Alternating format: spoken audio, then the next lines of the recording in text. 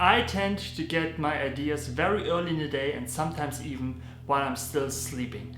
And that was the case a couple of days ago when I had the idea, or rather the dream, of a game where several miniatures are walking around like a straw man or a matri, and they have to do some tasks to get closer to their gods, and once they're close enough through the ritual, they ascend, they transcend, and you win the game. And when I woke up, I took a piece of paper, wrote that idea down, got some knickknacks, laid it on the table, tried out something, and got some pretty easy steps on how to play the game, and got the idea, well, now that I got that little game, maybe I just build a board, paint up some miniatures, and see if it can be a real game. And so this video will be the experiment if we can make that game happen, and I think I want to call that game Ritual. But then I was like, can't call it Ritual, I have to call it Ritual28. So first of all we have to cut the board, and I decided on a 1 foot by 1 foot board, which is pretty good to play the game itself, but it's also something we can build in a small amount of time. So I'm just cutting it 1 foot by 1 foot using a ruler. Some people will advise you against that, because if you slip with the ruler, your cut won't be straight. But I was satisfied with those 2 little cuts. We got our board, and in the next step we want to get some glue on there to get our gravel and sand on the board. For my glue, I like to mix it with paint, the first foundation layer with the paint. I mix it up real good, so we got almost black glue here, and to that we will apply our sand. But first of all we have to make sure that we spread it evenly. Don't forget the edges, and then just sprinkle the sand across the still wet surface. Once again, getting all the edges, and then it's time to get rid of the excess, trying to not make a mess, but in most cases I do. So get the broom out if you do this. And of course, checking the edges. I'm very peculiar about the edges, because if you got sand everywhere but on the edges, it just looks bad.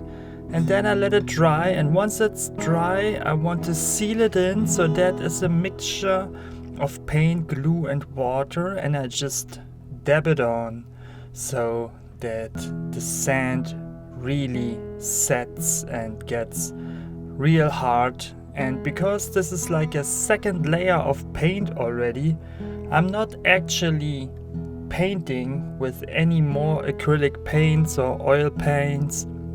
It's just the glue mixed with the paint, and once that is dry, I apply another layer of glue to get the flock on there.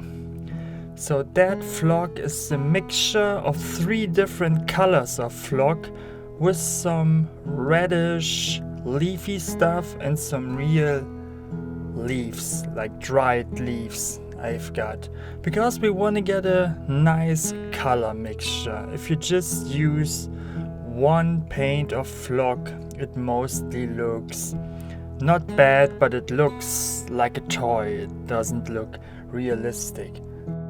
To seal all that flock in, I'm applying isopropyl alcohol to get rid of all that tension, because we want to get 1 last layer of watered down glue on there. And I just spritz it on with a little bottle.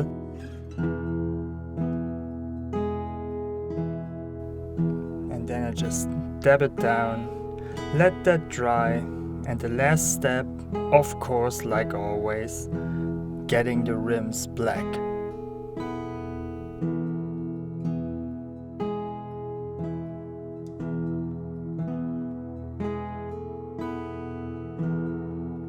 After I was done with the board, I moved on to painting and building the miniatures. This time I wasn't kit bashing, but I needed a little bit of milliput nonetheless. I had to get the bases even to apply my usual dirt and mud texture, and this time I sprayed them white with Vallejo primer, the gray primer actually, because these ones I wanted to make very light, and one of my favorite whites is a cool white that I do with very mixed down blue contrast paint. I dilute the paint a lot actually to get that effect. It's like 80% medium and 20% contrast paint, and I apply it evenly before doing all the base colors, the skin, the hair, and for this I used scale colors, one of my favorite ranges of colors. They are so matte and it's a joy to paint them. I really like the finish because if you use colors that are too satin or too glossy on miniatures that are mostly very light, you get all those light reflections from the real light, and with that you can overpower the highlights you are doing yourself.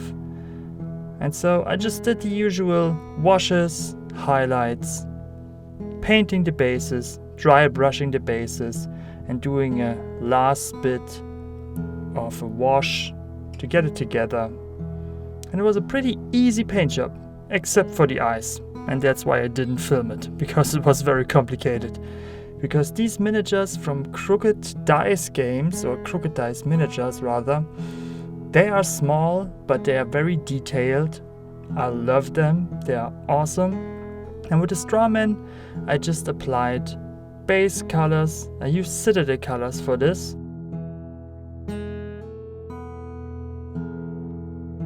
Took a look if I got everything clean.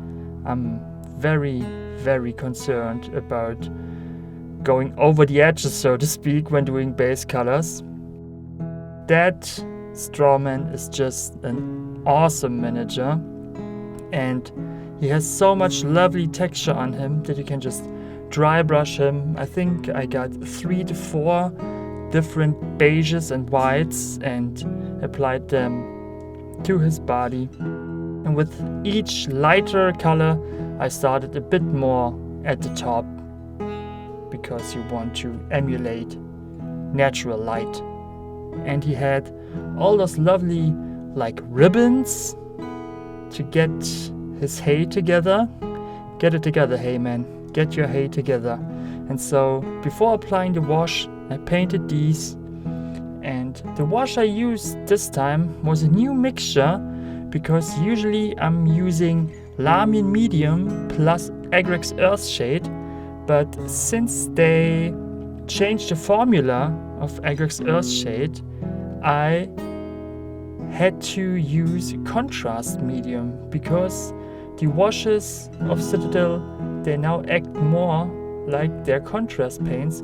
So I mixed 50-50 Contrast Medium with the new Agrex Earthshade and applied that wash all over the miniatures.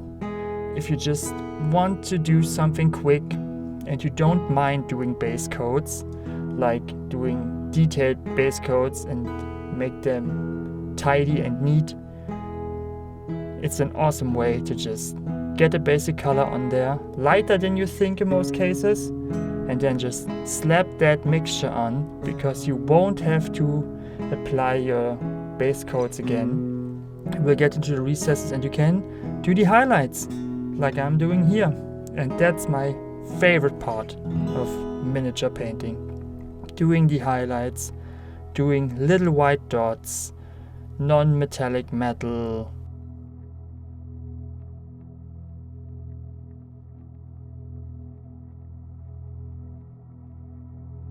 And of course, in the end, make the bases black, the rims of the bases. We got it done. We have the minis, 8, the board, and of course we need our idol. And I painted these, as you saw, in different techniques, very light colors for the May girls and a very classic technique for the strawman.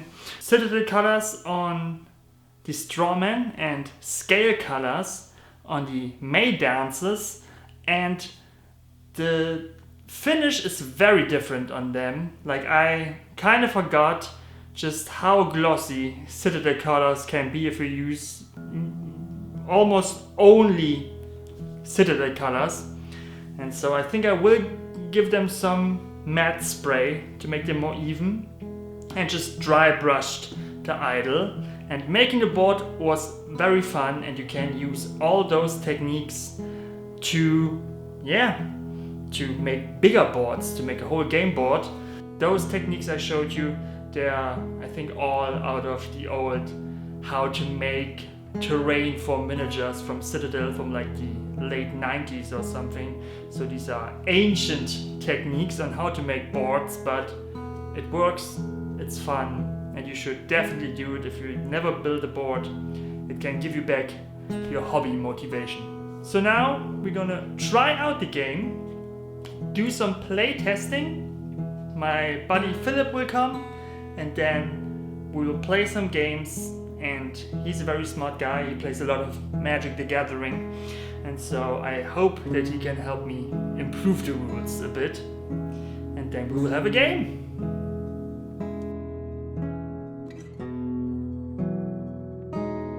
In playing Ritual28, I found that my basic ideas worked.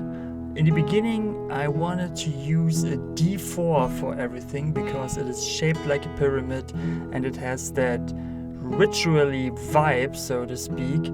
But Philip suggested using a D6, and that was a whole game changer because we could use it as a D3 in the inspiration phase, more on that later, and we can just use it as a good 50-50 calculator, because everything in this game is like either you succeed or you don't, and it's a 50-50 chance. And we played a couple of games, was great fun. Philip won, of course, because he's smarter than me. And then we used some other miniatures as well, Space Marines and Orcs in this case, and it worked surprisingly well with any miniatures we tried. These ones base-wise are on the larger side, so be aware of that.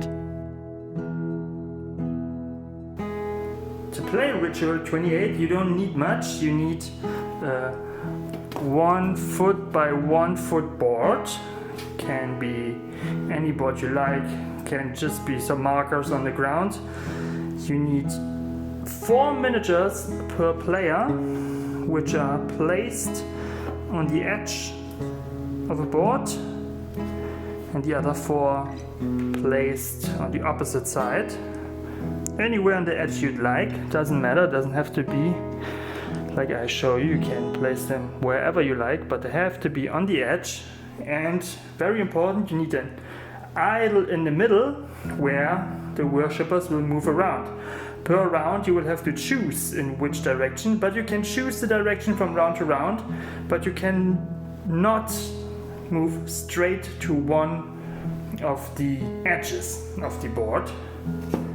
Then you will need some markers, attunement markers, 4 per side, 8 in total.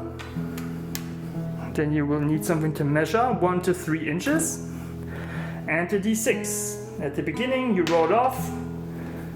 Whoever rolls the highest will start moving, and the first phase is the inspiration phase, where you move a D3, so a 4 would be a 2, and you add that to the base action points of 3, so that would be 5 action points for the side who goes first. and you can spend an action to move or to attune. And you have to move at least one of your worshippers per round. So now that we have 5 moves, we may move the first one twice, 6 inches, this one 3, this one 3, and this one 3. And our goal to attune them is to have them standing in a square or semi-square. You don't have to be too exact. And if they stand in a square and you and your opponent agree that it's a square, you can attune them. And to do that, you say who's going to attune and roll a d6, and on a 4+, you attune that one. But if another worshipper from the opposite player can attune and is standing next to one of your attuned models and successfully, attunes, your attunement marker, if you are in 1 inch, is removed. And the game ends if all 4 of your worshippers have attunement markers, and that will take about 10 to 15 minutes per game. And then you can play another round, and you can use whatever miniatures you like for it. So, writing your own game is pretty fun, and play testing it too. And I think it is done. It is a little game. You can play it in 10 to 15 minutes, and I think it's very fun. And the good thing is, you can just try it out for yourself. Through the link down in the description, you can download the game for free, play it with any miniatures you like. You can build your own board. It's a lot of fun building your board. And if it's your first time and you start with a small one, it's a quick job and you will have fun, paint up some miniatures. Yeah. And so we will enjoy the fruits of our labors, relax a bit after so much work, and we see you next time. Bye guys. Want to say goodbye, Woody? I forgot to tell him about the glamour shots, right? Yeah, we're gonna put some glamour shots in there for you of the miniatures.